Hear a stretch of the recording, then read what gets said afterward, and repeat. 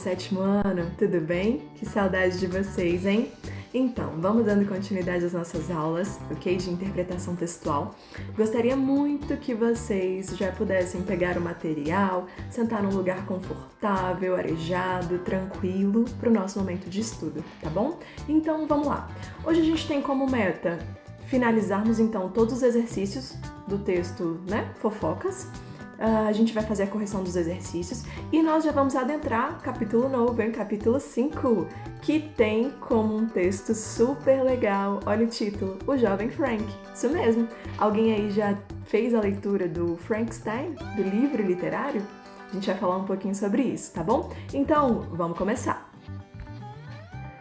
O texto era esse daí pra gente, certo? Abriu na página 66, fez a leitura do texto de novo, fez a brincadeirinha, colocou você e outra pessoa fazendo esse bate-papo e tal. Então, massa. Vamos começar. A questão dizia pra gente o seguinte: observe a primeira fala do texto. Ela parece toda entrecortada, ok? Por que isso aconteceu? Entrecortada. Provavelmente você colocou aí que ela está entrecortada por se tratar de uma ligação telefônica, certo? Então a personagem está falando ao telefone, por isso essas pausas, tá bom? Ainda que a transcrição tenha se dado dessa forma, é possível imaginar, ao menos em parte, o conteúdo do diálogo? Sim, né? A gente sabe do que elas estão falando, a gente sabe, acima de tudo, que uma está tentando mencionar outra pessoa, falar alguma coisa a respeito da vida de outra pessoa, certo? Olha 2. O diálogo apresentado contém muitas gírias, marcas da fala, da oralidade. Retire alguns exemplos. Saca, bafo, tem esse tá, não, né? E aí, você pode ficar à vontade, porque tem vários exemplos. Que fato poderia justificar a presença de tantas gírias, né, dessas gírias em si? Provavelmente a gente está falando aí de um diálogo entre adolescentes, ou muito provavelmente de pessoas que são íntimas, próximas, que têm essa liberdade de vocábulos, acima de tudo, da informalidade presente na fala das duas, né? Tem intimidade para conversar. Próximo. Observe agora a estrutura do texto. Notamos a presença de números que antecedem os diálogos. Qual a função de cada um? Os números, eles substituem o nome de cada personagem, seria isso, né? Além dos números, há também inserções de frases entre parênteses. O que são essas frases entre parênteses? O que elas indicam, né? Elas indicam, literalmente, a forma como essas personagens estão agindo perante a situação. O que elas estão fazendo, né? É para literalmente organizar o diálogo. Pra gente, como leitor, a gente entender o que está acontecendo na situação, beleza? Passando aí, adoro! Gente, a gente vai começar o nosso capítulo 5. Isso mesmo, capítulo 5. E aí, a gente já faz uma análise do que a gente tem aí nessa imagem. É isso mesmo. Você tem uma adolescente analisando o próprio rosto no espelho, em frente ao espelho, e verificando o quê? Um monstrinho de espinha. Isso mesmo. Vamos lá. Olha o título aí pra gente. Quem é esse cara? Um belo dia, você acorda e percebe-se diferente. Parece que seu olhar mudou, parece que tudo e todos à sua volta também mudaram. São novos tempos. Fizeram cara de nojo para as minhas 1000 espinhas, murmuraram que estou horrorosa e de assustar as pobres priminhas bonitinhas. Esconderam rapidinho a carona espinhuda das menininhas com peles lisinhas e rosadas, mediram, checaram e disseram que estou gordota, estourando de tantos quilos a mais. Prontos para ser exibida como a aborrecente mais redonda do universo. Pessoal, sim, esse próximo capítulo fala exatamente sobre as mudanças que acontecem na adolescência, certo? E aí ele trouxe pra gente, por favor, uma dica, responda essas questões que estão aqui embaixo, tá bom? E ele trouxe pra gente, na página de interpretação de texto, página 82, é em formato de um poeminha, né? O Jovem Frank, que ele diz assim: às vezes eu me pergunto, que diabo de papel estou fazendo aqui? É engraçado porque a partir do momento que a gente vai fazendo a leitura, em alguns casos, algumas pessoas devem estar se perguntando talvez a mesma coisa, né? Não pedi para nascer, não escolhi meu nome e não tenho um corpo montado com pedaços de avós, fatias de pai e amostras de mãe. Nas reuniões de família, o esporte predileto é dissecar Frankenstein. Os olhos são dos Arruda, os pés lembram os Botelho, tem as mãos do velho Braga e o nariz é dos Fonseca. E ele dá uma continuidade falando a respeito do Frankenstein, da figura do Frankenstein, certo? Para quem não lembra, leu intertextualizando aqui um pouquinho sobre quem, né, de quem está sendo citado nesse textinho, certo? E aí a gente já vai para nossa primeira parte da interpretação textual, ok? Olha o que diz lá. Chamamos de eu lírico a pessoa que fala em um poema, ou seja, o sentimento que é colocado nesse poema, ok? Quem é o eu lírico desse poema? Quem é? São os sentimentos de quem que está sendo colocado no papel. E a quem ele se dirige, ou seja, esses sentimentos, eles foram escritos ali para quem? Para quem fazer essa reflexão?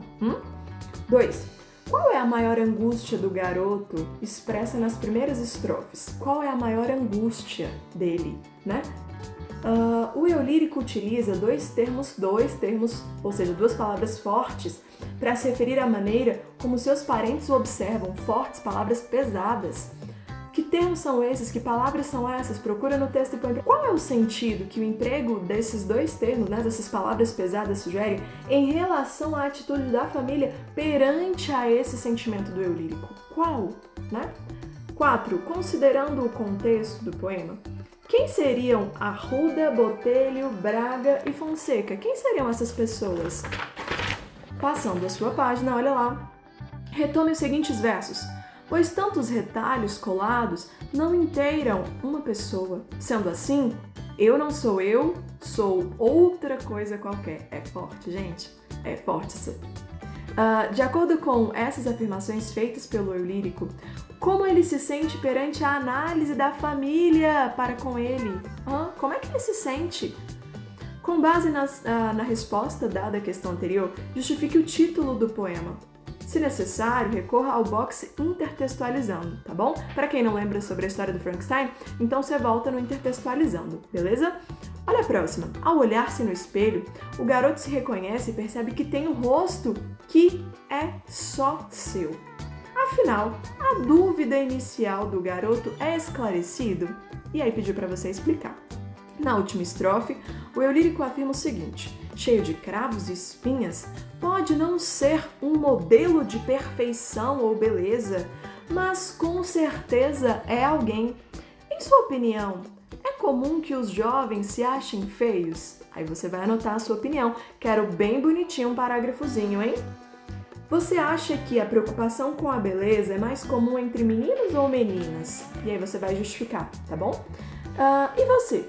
Como é que você se vê no espelho? E eu quero que você faça uma questão aí, uma resposta bem legal, bem filosófica, acima de tudo, em relação mesmo ao seu eu, aos seus sentimentos, ok?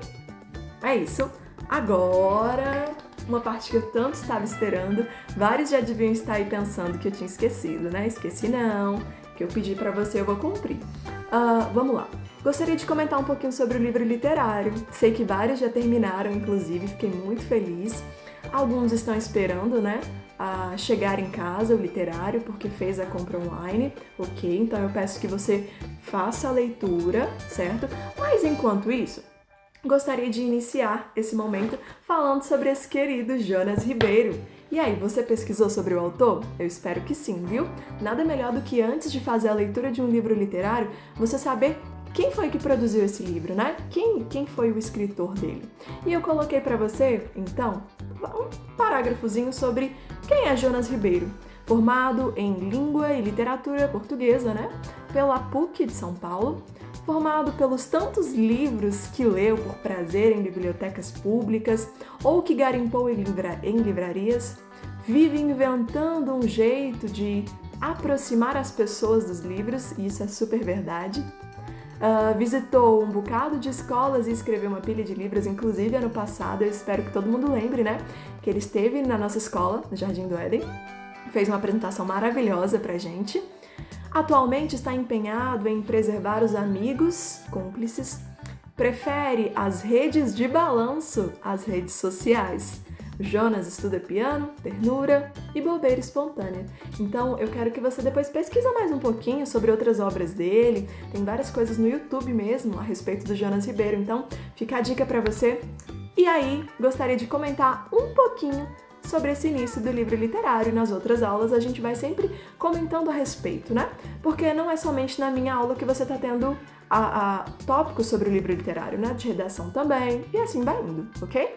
Então, é um livro super divertido, super engraçado, que a gente tem personagens que são bem excêntricas, né? Diferentes. Que é um guarda-roupa que ele tem vida própria. Acima de tudo, as roupas conversam, elas interagem, elas são personificadas, ok? E aí a gente tá falando sobre personagens como a Dona Antônia, né? Que a questão das próprias empregadas que passam pela sua casa e ela vai buscando sempre, por exemplo, a primeira, que adorava assistir a novelas. Então ela parava qualquer trabalho que estivesse fazendo para dar continuidade à sua novela preferida e acabou. E aí ela então encontra um rapaz, né? Isso que foi fazer um trabalho na casa também da Dona Antônia e eles se apaixonam. Gente, e é muito divertido toda essa interação entre as personagens. Eu tenho certeza que você deu várias risadas aí com o que é dito pra gente. Nesse primeiro momentinho, eu deixei para falar então para você sobre o Jonas Ribeiro e sobre o iniciozinho do livro literário. Nas próximas aulas a gente vai dar continuidade à história como um todo. Então eu peço, termina o livro, pesquisa um pouquinho. Espero que eu tenha conseguido ajudar você tanto na correção do exercício, como entender um pouquinho esse capítulo novo, que eu também gosto muito, né? E acima de tudo, dê continuidade, bom estudo para você, conte comigo, um abraço enorme